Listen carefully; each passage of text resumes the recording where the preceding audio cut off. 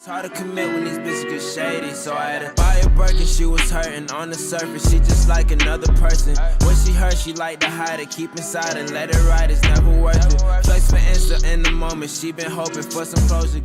Ouah, c'est Cola. Il est 19h du mat et bienvenue sur le stream des débiles, en présence de Kota. Comment estás? Guten Morgen, mir geht es gut. Non, je déconne, je sais pas parler espagnol. Eh bah super alors. On a des invités ce soir, non? Bah ouais, effectivement, on a des invités ce matin. On a une juriste en carton, une personne victime d'une caméra de surveillance qui va témoigner de son expérience, et le CEO de l'entreprise Big Sasha is Watching You, qui est bien évidemment sponsorisé par KFC. Voilà, c'est exact. Et d'ailleurs, si vous avez manqué notre live, la rediff sera dispo sur Twitch, YouTube, PDF et Braille à partir de la sortie de GTA 6. C'est-à-dire jamais. Exactement. Merci Cola. Allez Marcel, on y va. Merci à toi aussi Kota. Et donc, on se retrouve. Ah. Bonjour. Merci à vous de m'accueillir aujourd'hui sur ce plateau. Je suis venue ici pour témoigner de la plus grande injustice que j'ai vécue. J'aimerais que plein de monde puisse l'entendre afin que ça ait une portée mondiale et que ce ne soit plus reproduit. Voilà, je vais donc vous raconter mon histoire qui m'a plongée dans les tragiques moments de ma vie, des moments où j'étais psychologiquement atteinte. Tout commence il y a quelques années. J'étais alors en grande famille, mon estomac garni. Ça me plie tellement, j'ai faim. Je ne veux qu'une chose, m'alimenter. Et voilà tout. Je n'en ai pas les moyens. Alors, je me promenais dans les magasins, et ça allait des magasins, sans pouvoir rien acheter. Même pas la moindre madeleine. Un jour, un beau matin, je marche, sillonne les rayons comme à mon habitude, puis je trouve un paquet de chips. Pas n'importe quel paquet de chips. Ce paquet de chips. Quand je l'ai vu, mon regard n'a plus rien vu autour. Il était pour moi tout ce que j'avais jamais recherché. Des saveurs, une texture. Il me le fallait, et je n'avais toujours pas les moyens. Il me le fallait lui, mais il me fallait aussi tout le rayon. Jusqu'à ce que j'en ai mal au ventre et que je reparte en roulant. Alors je décide de prendre ce paquet de chips. Prendre ce rayon paquet de chips. Mais là, on me surprend. Je me trouve prise au piège. Et voilà comment se passe la scène. Je vais vous la reproduire. Je me retrouve face au désespoir. Alors je sors mon arme. Puis je dis: ne bougez plus ou je bute ce paquet de chips. Alors elle me demande ce que je veux. Et je réponds: je veux ce paquet de chips. Puis là, ça dégénère. La police arrive. Entrons, et là, on me l'a embarqué. Emprisonné pendant plusieurs années.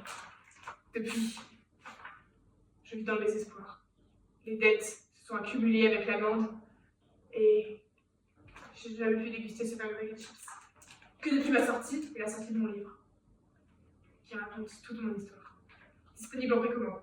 Attendez madame, le vol à l'étalage est constitué dès le franchissement sans payer de la barrière symbolique que représente la caisse du magasin. Puisque rentrer, s'approprier, partir, voler aux heures d'ouverture d'un commerce sans lien rationnel en fait entre le client, voleur et le propriétaire de l'établissement, hein, je dis bien s'emparer frauduleusement de la chose d'autrui exposée à la vente. Tout ceci dans le code pénal, article 311-3. Oui, vol ou tentative, le contexte légal établit clairement que cette infraction est punissable, tout à fait madame, punissable, hein, et les sanctions varient en fonction de la gravité du délit.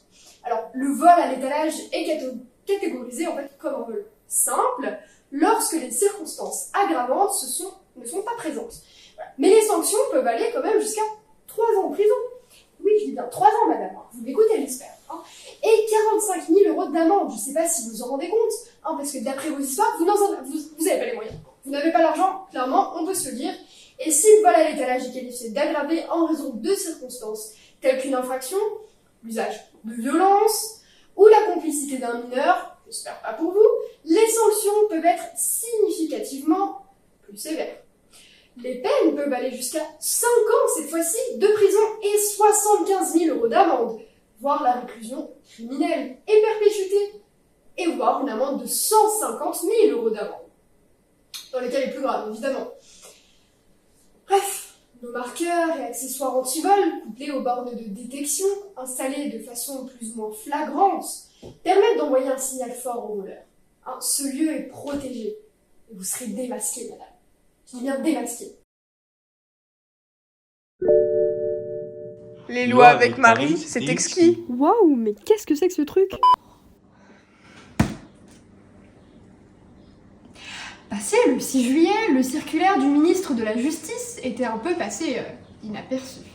Jusqu'au coup du projecteur donné en cette rentrée par la Confédération des petites et moyennes entreprises, la CPME, qui dans un communiqué de presse, le 30 août, s'est réjoui avoir obtenu un gain de cause sur la création d'une amende forfaitaire délictuelle de 300 € pour sanctionner le vol d'une chose d'une valeur qui n'excède pas les 300 €. Alors le vol simple, l'expression du vol à l'étalage, n'existe pas en tant que tel en fait dans le code pénal et est puni quand même de 3 ans d'emprisonnement et de 45 000 € d'amende. L'amende forfaitaire délictuelle, AFD, ouvre désormais la possibilité d'une procédure simplifiée permettant aux policiers et aux gendarmes qui constatent l'infraction, évidemment après que le voleur a été attrapé par un vigile ou identifié par la vidéosurveillance. Ah bonjour! Ah bonjour, comment allez-vous? Bonjour, super bien et vous? Bonjour.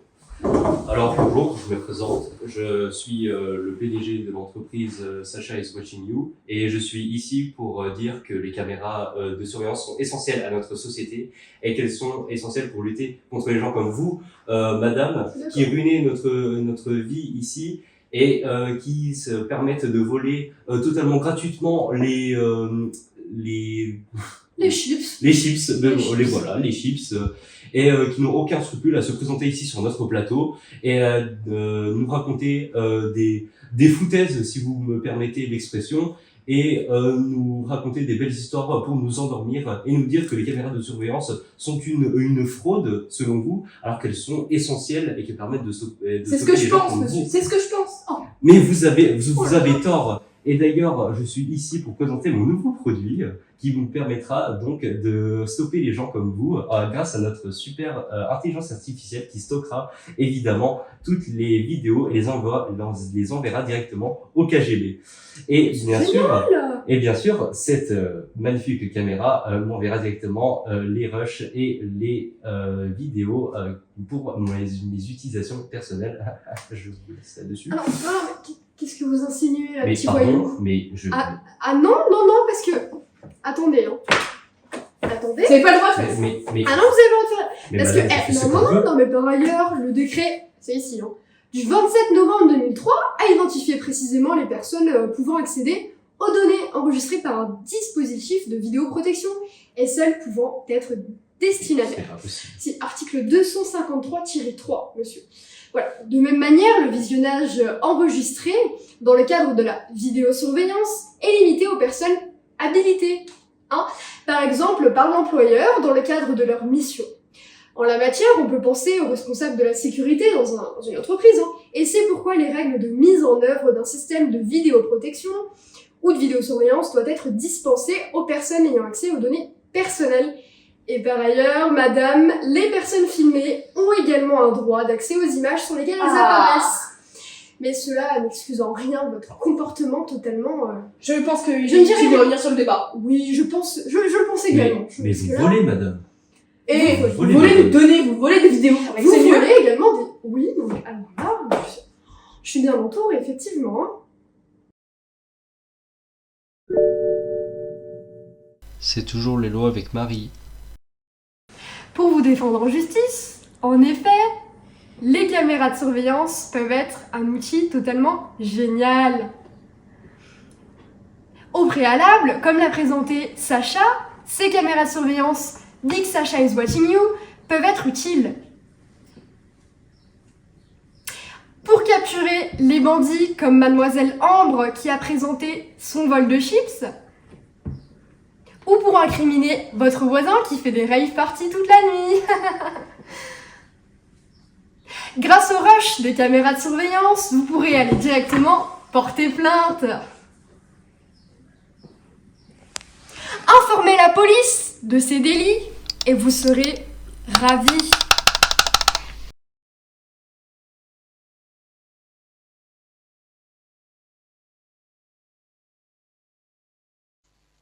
Ok, suite à un petit problème d'entente dans le débat entre le PDG et la victime, on se retrouve pour un combat de Low Fight Championship. Ce soir, on a Sacha, le PDG de l'entreprise Big Sacha is Watching You, qui a commencé sa carrière d'LFC depuis 2 minutes exactement et qui est en catégorie DGEMC ce soir. Il est originaire de Corée du Nord et n'a aucune victoire à son actif. Effectivement, Kota. Face à lui se trouve Ambre Tranreb, qui est ici pour régler ses comptes avec Sacha, car elle a été filmée contre son gré en train de voler. Elle est combattante depuis plus longtemps que son adversaire, parce qu'en effet, elle a commencé depuis 5 minutes. De quoi cuire le riz Lustucru, long grain, incollable, 5 sachets, optique cuisson et goûtage rapide, Nutri-Score A. Elle est aussi en catégorie DGEMC, elle est originaire du Lichtenbourg. Actuellement, elle risque 3 ans d'emprisonnement ainsi que 45 000 amendes, soit 142 lots de 6 packs de riz Lustucru pour avoir violé l'article 311-3 du code pénal. Effectivement, mon cher Colassos, quant à Sacha, il risque une peine d'1 an d'emprisonnement et de 45 000 € d'amende pour atteinte à la vie privée, car il a violé l'article 226-1 du code pénal français. Il risque aussi une amende administrative pouvant aller jusqu'à 52 144 180 770 roupies indonésiennes, soit l'équivalent de 3 millions d'euros chez nous pour son entreprise, car il n'a pas respecté les lois établies par la CNIL, qui est la Commission nationale de l'informatique et des libertés. Parfait, on se retrouve maintenant pour le début de ce combat. Ça y est, c'est maintenant, c'est bientôt, c'est les dernières préparations des 2 athlètes avant le round final, et d'ici quelques instants, cela va commencer.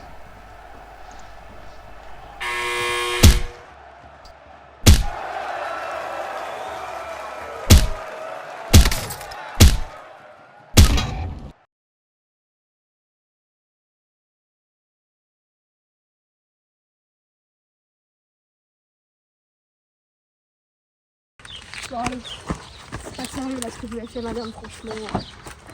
On en a vu des vertes et des pas mûres, mais alors là, allez. Allez-y, on rentre les pieds exactement. Allez. Le vol, c'est mal. Allez, on va chercher le deuxième, lui qui vole les données des caméras de surveillance, franchement, mais on s'en sort plus. On ne s'en sort plus.